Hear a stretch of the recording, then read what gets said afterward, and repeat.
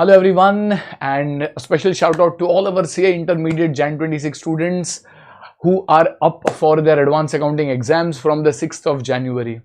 So in today's video, we are going to discuss about how many days to allocate for advanced accounts, what is the sequence of the chapters, what are the important topics, how do you manage the writing speed, writing practice, everything that you need to know before you get into that last lap for your advanced accounting paper. And hence just ensure that you watch this short video till the end. It will be very helpful. Okay, so over here, first of all, how many days do you allocate for advanced accounting? Well, I would strongly recommend that you allocate 5 days plus the half day which is there as buffer on the day before your exam. Truth be told, this can even be managed in 4 days. However, I want this to be a very good paper. There have been umpteen number of students who have scored way above their exemption marks. They've gone into the higher 70s, 80s, and some of them even going into the 90s. So this is arguably the most scoring paper of your CA Intermediate, and being the opening paper, it is like, if you follow cricket, it is your Abhishek Sharma, right?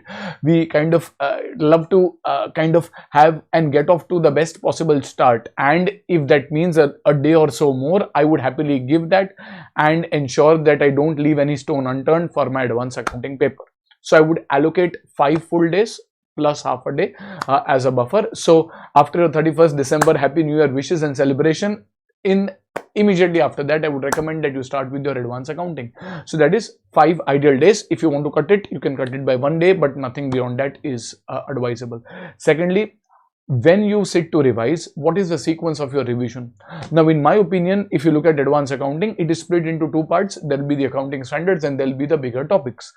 We don't want to load the bigger topics all at once. We don't want to load all the accounting standards at once, and hence we would try to split it on a daily basis. So probably half of the day, maybe the morning slot or the second half of the day, whatever you are comfortable, do the bigger topic. And in the other half, do the accounting standards. Now, which bigger topic to do, which accounting standards gel well with that, I've tried to kind of give you a very logical sequence of what accounting standards should be done with what bigger topics. So we split the bigger topics into 5 separate days. We split the accounting standards also into 5 separate days. So over here, for example, if I assume that the first half of the day you spend behind the bigger topics, so you do the cash flow statement and internal reconstruction. Internal reco is relatively easier. I've also given the hours that you should allocate over here, and then the second half of the day you give for accounting standards. Approximately around 1 to 1.5 hours on an average for each standard should be sufficient, unless it's a very easy standard which can get done like an AS1, gets done faster, or a difficult standard like an AS20 like EPS will take a little more, or deferred tax will take a little more, but on average maybe 1.5 hours on an average per standard should be sufficient, and around 2 to 3 hours for a bigger topic like this would be sufficient. Now, when you're looking at the bigger topics especially, there will be a question that should we write and solve each and every question? Well, that is not possible, and you don't go into writing each and everything. Having said that, at least try to solve 2 or 3 big questions of every chapter, 2 questions at least, like an internal reco, like a cash flow statement, or a business or a amalgamation or consolidation. 2 full questions you solve as if you're solving the full paper, so that you know the flow.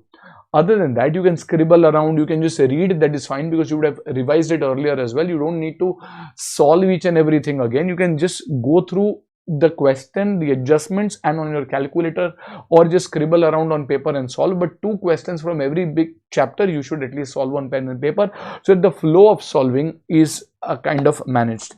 Now, once you are done with your day 1, on the second day you go into the amalgamation. I've given a clean 5 hours for it because it is an almost certain exam question. Now, a lot of students end up doing either consolidation or amalgamation. I'm assuming you have done both, but if you have done one of them, then you can mold it accordingly. But preferably, if you have done both, you go for amalgamation, and then you go for a few asset link standards over here. Then you go to consolidation, and all consolidation link standards like an associate, joint venture will also be done, and then leases and EPS. So we are just kind of covering the important chapters. We are covering the important accounting standards as well. After that, you look at branch accounts and buyback of shares, buyback being relatively the easier and the most scoring of these. So we've kind of kept it at the end. So in case you are running short on time, you can kind of play around with that.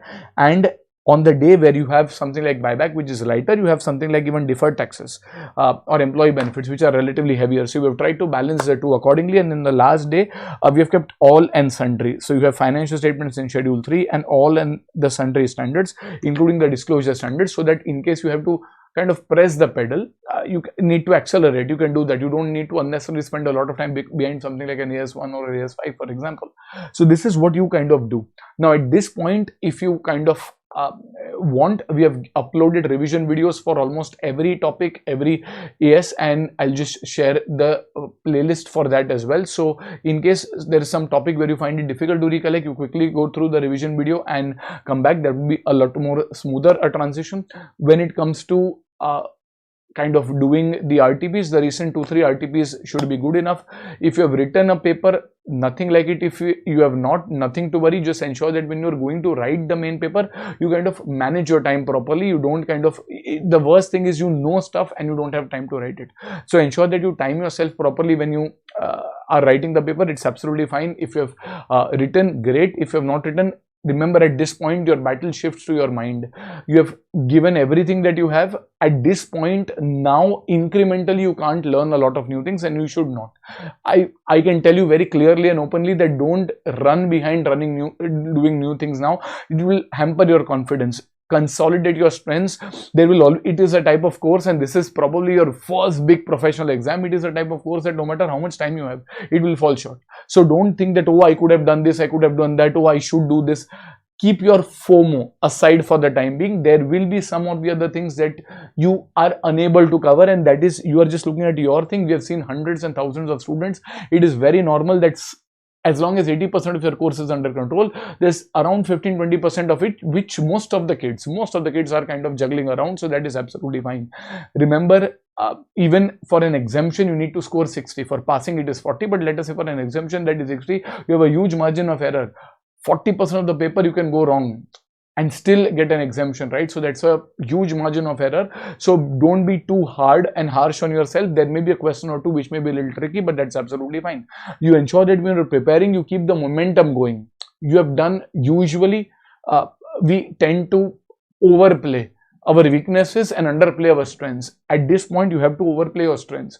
Remember, this is a point where you consolidate your strengths. If you are good, for example, in a particular topic, like for example, amalgamation, then it is more so you focus a lot more on amalgamation, because when the paper comes in your hand, you're going to search for those amalgamation questions and you're going to solve them. So try to focus where your reward is going to be more, and back yourself, surround yourself with positive people. If someone is feeding you negative energy, cut them off right now. It is very important that your mind remains positive. You ensure that you kind of give yourself those positive affirmations that I will be able to do it, I have given my best, I will make myself, my friends, my professors and my parents most importantly proud, and I'm sure you'll be able to do it. So your battle now shifts to your mind. You have focused and studied as much as you can, and this is a course where no matter what you do, you will feel short on time. So don't worry about that.